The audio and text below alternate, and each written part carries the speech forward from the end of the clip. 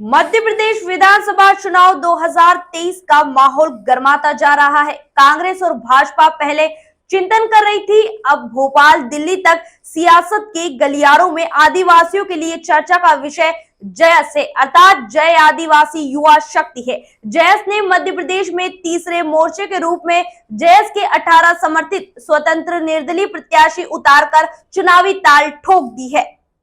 जयस राष्ट्रीय अध्यक्ष इंजीनियर लोकेश मुजाल्दा के अनुसार जयस 2018 में कांग्रेस की सत्ता की चाबी बनकर मध्य प्रदेश की सत्ता में वापसी कराई थी, लेकिन जोड़ तोड़ की राजनीति में फिर से भाजपा ने सत्ता छीन ली थी। जयस ने 2018 में कांग्रेस को बिना शर्त के अप्रत्यक्ष समर्थन दिया था, साथ ही आदिवासी बाहुल्य रिजर्व सीट निमाड़ क्षेत्र और मालवा क्षेत्र पर जीत दर्ज कराई थी, लेकिन 2023 के रण में कांग्रेस से किनारा करके आदिवासियों की सबसे बड़ी केडर बेस्ड विचारधारा माने जाने वाले जय आदिवासी युवा शक्ति ने आदिवासियों के खिलाफ अन्याय, अत्याचार और शोषण होने पर जयस की सोशल मीडिया से ग्राउंड जीरो तक बेबागी से आवाज उठाई है।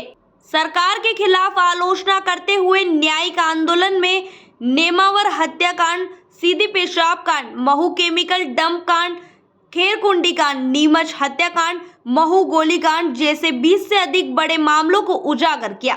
आंदोलन करके देश के सामने आदिवासियों के साथ होने वाली उपेक्षा, अन्याय, अत्याचार, शोषण और तिरस्कार पर आवाज बुलंद की है। आजादी के बाद आदिवासियों के नाम पर सरकार ने दफ्तरी कागज पर कई काम दिखाए हैं, किंतु वास्तव में आज भी आदिवासी बाहुल्य क्षेत्र में शिक्षा, स्वास्थ्य और रोजगार जैसे मूलभूत सुविधाओं के लिए संघर्ष की तस्वीरें वायरल होती रहती है। मध्य प्रदेश की राजनीतिक गलियारों में कांग्रेस और बीजेपी ने बारी बारी से राज किया, लेकिन आदिवासियों को राजनीतिक भागीदारी में किसी भी नेता को केंद्र स्तर पर बड़ी ख्याति नहीं बनने दी गई।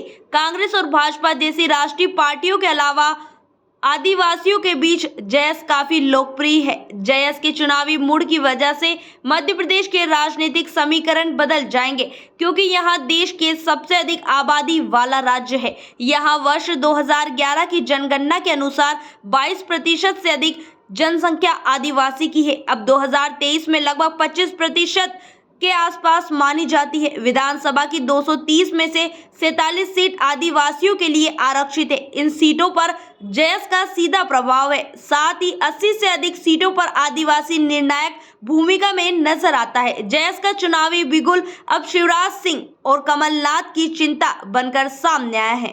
जयस की चर्चा दोनों पार्टियों ने बंद कमरे में की, लेकिन समाधान नहीं ढूंढ पाए हैं। जयस की चुनावी साख और आदिवासियों की मंशा अब सत्ता की चाबी की तरह नजर आ रही है। वहीं पर प्रदेश के आदिवासी अंचलों की बात करें तो आदिवासी वर्ग के लिए आरक्षित इन 47 सीटों में से सबसे अधिक 22 सीटें मालवा एवं निमाड़ में आती है। महाकौशल में 13, विंध्य में 9, मध्य भारत में 3 सीटें आती है। इस हिसाब से मध्य प्रदेश में आदिवासियों के लिए आरक्षित सीटों में से 46.8% लगभग मालवा निमाड़ की मानी जाती है।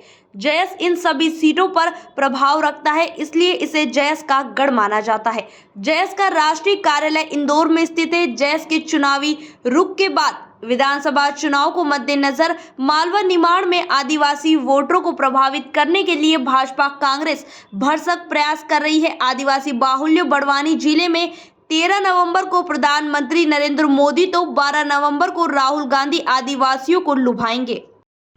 देखिए, मध्य प्रदेश में पिछले 10 वर्षों से जय आदिवासी युवा शक्ति जयस जमीनी स्तर पर काम कर रहा था।